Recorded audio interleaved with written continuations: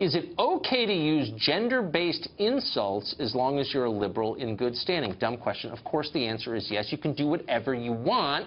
We've got yet another example from today. We never get sick of these.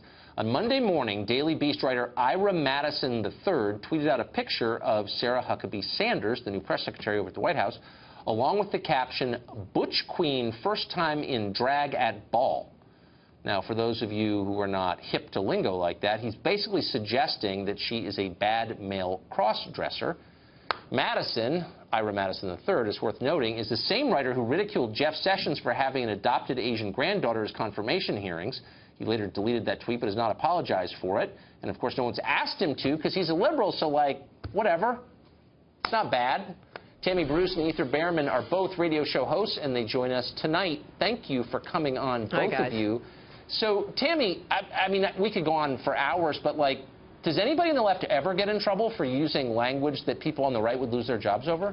You know, they don't, and this is the problem. If we're going to, as minorities, going to insist that we're somehow morally superior to people, maybe it would be helpful if there was actually some decent behavior involved, right? I mean, as a gay woman, I want everyone to have equal opportunity. I want everyone to be treated decently. That's really should be the foundation of any civil rights movement, of equal opportunity, equal treatment, being able to live our lives as we see fit. And it's a good argument to make, and it's a legitimate one. But it's difficult to be able to hold that foundation if you're on the left, when in fact you then continue to be the bully. That you're the one who says, well, you stand up for women, you're going to march and you're going to make those pink caps and you stand up for every woman.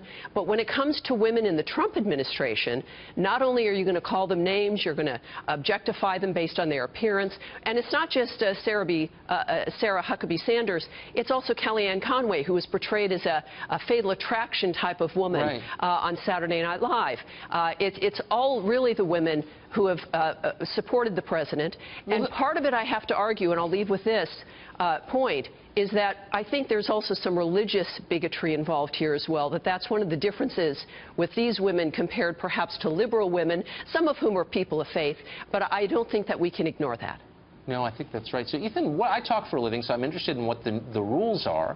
So I thought the rules were you weren't allowed to attack people on the basis of their immutable characteristics, the basis of their sex or their race. You can't make fun of that stuff. It's not funny. And yet, I don't know, I see Joe Biden refer to Barack Obama as, you know, clean and articulate, and he gets picked as VP. I see this Ira Madison character call her, you know, mock her sexuality and her sex, and yet it's like not a big deal. Why is that allowed? Well, I mean, again, we're using a single example here of somebody who insulted. And by the way, well, okay, so two examples. Well, one was from a while ago at that point.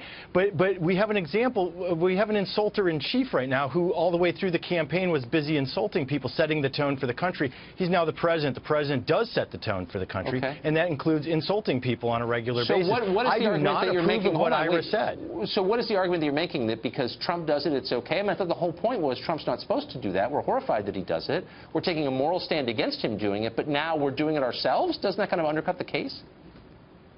Yeah, and I just, you know, was saying that I don't agree with what Ira said. I think it's actually wrong to do that kind of a low-level, guttural criticism. By the way, if you look at his other writing on Daily Beast, this is kind of what he does, is hurl insults. He's not the most positive writer. This isn't the best example, and surely does not represent people left of center in terms of the way we speak about our political opponents. I don't agree with it. I don't agree with political violence either. It doesn't represent the left? I mean, I don't go on social media too much because, look, I've got a job. But every time I'm there, I notice, and I'm sure you do too, both of you, that, like, the left is totally... This is like normal, Tammy. Yeah, let me just remind everybody also, the comparison of women who are conservative to men or gay men or transsexuals, also Ann Coulter has faced that as well. I mean, it's a strange kind of homophobic, transphobic attack on women who are conservative to accuse them somehow of being men. And this is what I also find strange. My first book, interestingly enough, like 15 years ago, was about the New Thought Police, was how the racism, sexism, and homophobia live on the left, that all of this is actually projection. And at this point, and look, it's never going to end, but the Americans who are watching this program have got to realize that those who stand up and say, we're your moral betters and we're the ones you can count on, are actually the ones who are making the problem worse and are the ones who are engaging in it. Then maybe, Ethan, we should, look, I would be happy to live in a world where nobody got fired for saying something stupid. That's not the world we live in. Liberals are always pushing people to get canned for saying something stupid.